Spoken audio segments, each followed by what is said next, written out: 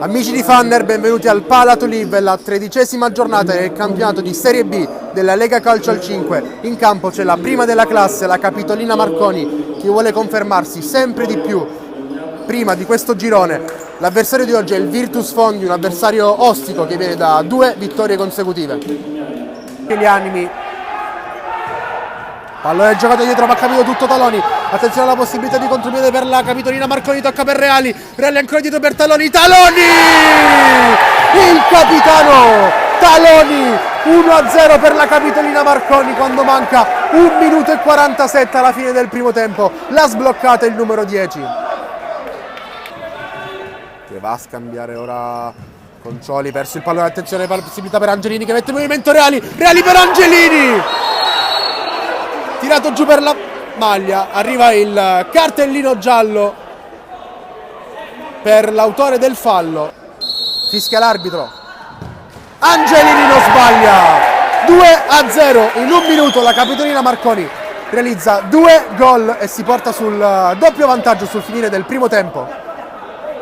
Non dà l'impressione di essere ancora chiusa. Pallone dentro! E infatti arriva il gol del Virtus Fondi. Lo sigla il numero 8 Rul su azione di calcio d'angolo dopo 3 minuti della ripresa. Wagner da Costa prova a recuperare il pallone. Costrin. Ancora Wagner da Costa e colpisce il palo. Vicinissimo al pareggio la Virtus Fondi. Reali dietro per un compagno che mette in movimento Cutrupi. Cutrupi col destro! Tocca un legno e finisce fuori la conclusione di Cutrupi.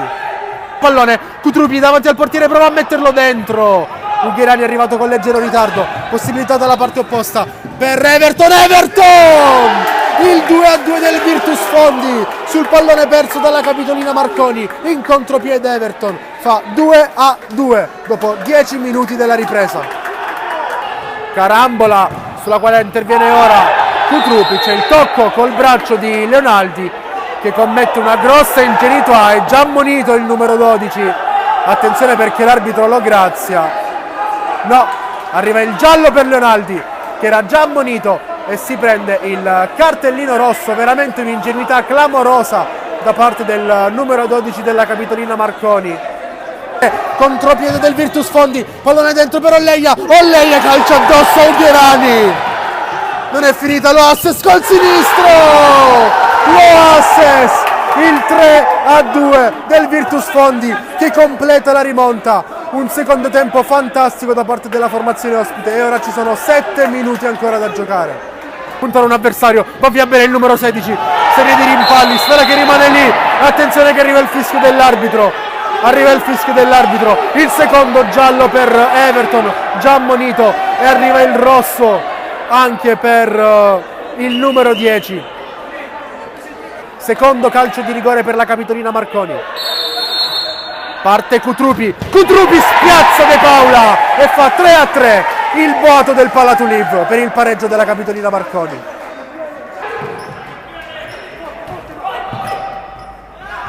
Sovrapposizione di Wagner da Costa che riceve, calcia!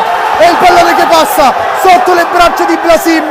La Virtus Fondi è ancora avanti 4-3 in casa della Capitolina Marconi. Schiaccia il Virtus Fondi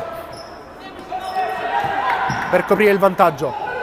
Ancora De Cicco dentro per Valentini e arriva il 4-4 di Valentini, di Angelini, pardon, a 2 minuti dalla fine, a 3 minuti dalla fine, il 4-4 della Capitolina Marconi sul pallone recuperato da Ugherani. Il tacco di De Cicco e Angelini fa 4-4.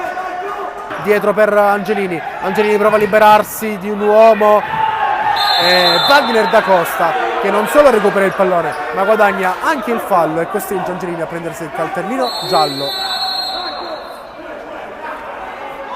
E il quinto fallo.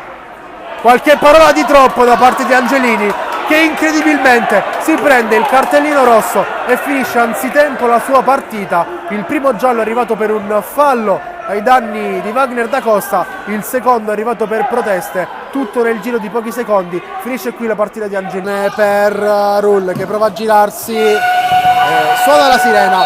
Finisce qui al Palatuliv una partita bellissima, 4-4 tra Capitolina Marconi e Virtus Fondi, rimangono imbattute le due formazioni.